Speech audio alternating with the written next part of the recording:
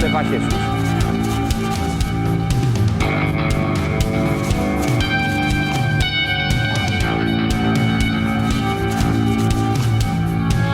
Invista neste canal.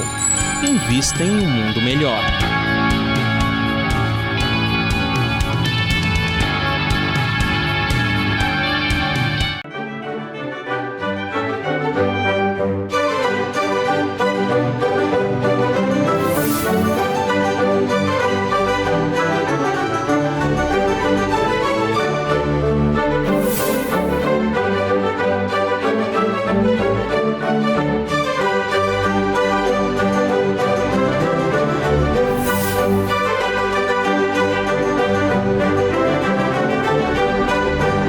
O Espiritismo, portanto, no meio acadêmico, é lido, não sei se os senhores sabem, como apenas mais um fenômeno antropológico, né? Dentre muitos outros, como a Umbanda, o ocultismo, a teosofia, o que demonstra absoluta ausência de espírito inquiridor e pesquisador acerca das verdades explicitadas e continuamente pesquisadas com rigor por Allan Kardec. Eu tive o testemunho disso porque eu convivi durante muito tempo com pessoas da Universidade de São Paulo, no SEBRAP, e, sem dúvida nenhuma, é essa a crença. Enfim, o meio acadêmico, portanto, nada tem nesse sentido aqui explanado, a contribuir para o espiritismo. Mas eu não posso deixar de louvar aqui a coragem de alguns acadêmicos que ousam e ousaram fazer trabalhos com bases estruturais nomeadamente espíritas.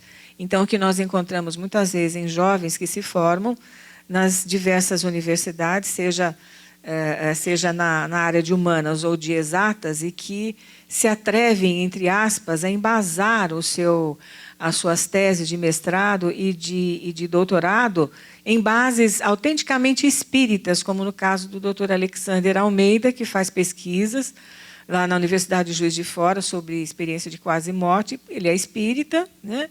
Ele esteve nos Estados Unidos e ele relata um episódio de que ele foi quase agredido por um grupo de pessoas numa universidade americana por falar de vida após a morte e de imortalidade da alma dentro dos seus postulados, dentro da tese que ele apresentava sobre mediunidade.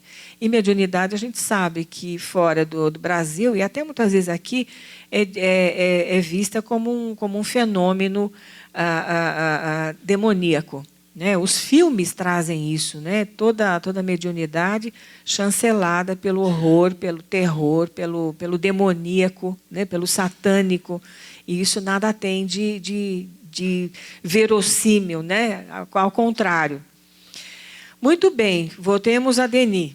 A adesão imediata dele ao espiritismo, os estudos que ele faz ao longo de uma vida inteira o caracterizam como um pensador espírita, portanto. No primeiro programa que nós fizemos sobre Leon Denis, e foram 8 programas, Márcia? 8 programas, né? Entre 8, não, foi mais, 11 programas sobre Leon Denis e sua obra, do Filosofando. A sede de saber, a sua perseverança e a facilidade que possuía de absorver tudo o que ele lia, pois tinha uma memória prodigiosa, fizeram dele um autodidata, de amplo e profundo conhecimento nas mais diferentes áreas. Leon Denis traz consigo as características do verdadeiro missionário, forjado pelo sofrimento e pelos desafios da existência. Eu faço um parênteses aqui para analisar que um verdadeiro missionário, vocês já tiveram a oportunidade de analisar como que essas pessoas iniciam as suas vidas?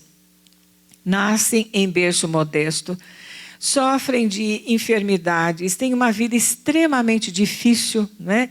É quase como se o plano espiritual dissesse assim, olha, não vamos lhe dar facilidade nenhuma, não, porque você tem que dar conta da sua missão. Foi assim com Chico Xavier, com Madre Teresa, com todos os missionários do bem. E não foi diferente com Leon Denis, que teve uma vida, uma infância modesta, muito difícil, né? E que soube levar a sua missão através desse estímulo que o sofrimento traz. Então, se todos nós sofrermos, nós não devemos reclamar, porque alguma razão há por trás aí, não somente em função de lei de causa e de efeito, mas é um estímulo que o plano espiritual nos dá para que a gente busque outras razões para viver e para continuar, né? Ao ler o Livro dos Espíritos, reconhece Leon Denis que lhe parecera familiar, tal como aconteceu com Bezerra de Menezes. Vocês se recordam a história dele, né? Ele diz que quando ele leu o Livro dos Espíritos pela primeira vez, ele disse assim, eu já vi isso em algum lugar, né? E com Leon Denis acontece a mesma coisa. Aliás, ambos trocaram assídua correspondência. Leon Denis representou o Brasil espírita em diversos eventos espíritas internacionais. E quando da morte de Bezerra, Denis escreve carta ao movimento espírita brasileiro, lamentando a falta que Bezerra faria e chamando-o de Allan Kardec brasileiro. Em 1882, edita o seu primeiro livro, uma súmula de um discurso proferido na loja maçônica de Paris, chamado O Progresso, onde Denis coloca todas as suas esperanças e expectativas com relação ao futuro da humanidade e o contributo que o Espiritismo lhe traria. Então, era um homem de visão, né? Sem dúvida nenhuma. Herculano Pires tem uma fala muito interessante que ele foca em dois pensadores que foram Pedro Abelardo, na época da escolástica, e Descartes, na época da filosofia moderna. Ele diz assim que eram homens do futuro presos irremediavelmente na armadilha do presente, né? Então, sem dúvida nenhuma que homens e mulheres também, não é? Eu já falei para a Márcia que nós vamos ter que fazer um programa especial aqui sobre as mulheres pensadoras, filósofas, missionárias, não é, Márcia? No caso desses missionários, sejam eles homens ou mulheres, eles têm uma visão de futuro que é qualquer coisa extraordinária. A gente muitas vezes não entende aonde que eles querem chegar. E por isso que eles são muitas vezes atacados, né? Porque não são entendidos no seu desejo imenso de ajudar as pessoas, dizendo, olha, vocês estão vendo que o que está ocorrendo aqui agora é temporário, porque a vida é eterna, né? Então, vejam que o futuro nos aguarda. Nós somos espíritos imortais. E era assim que Denis se pronunciava nas palestras que ele fazia nos congressos, enfim, em todos os lugares onde ele era convidado a levar a palavra espírita. Ele dedica toda a sua vida, todos os momentos livres, à sua paz, à defesa, esclarecimento, divulgação do espiritismo ou novo espiritualismo, como muitas vezes ele se refere nos seus livros.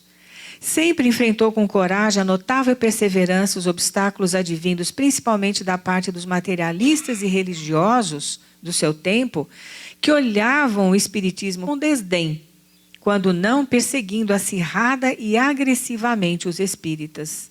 Os espíritas foram muito perseguidos aqui no Brasil também, né? Leon Denis precisava de auxílio para resistir a tantos entraves, e ele veio dos seus protetores espirituais e orientadores. Imaginem só quem eram os protetores espirituais e orientadores de Denis, que logo se apresentaram incutindo-lhe confiança e ânimo. Eram eles Jerônimo de Praga, que diz, vai, meu filho, pela estrada aberta diante de ti, caminharei atrás de ti para te sustentar. E a outra, Joana d'Arc, né? Que diz a ele, coragem, amigo, estaremos sempre contigo para te sustentar e inspirar. Jamais estarás só. Meios ser-te-ão dados em tempo para bem cumprires a tua obra. Então, com orientadores dessa envergadura moral, quem é que precisa de mais, não é verdade? Para dar sequência ao seu trabalho, à sua obra.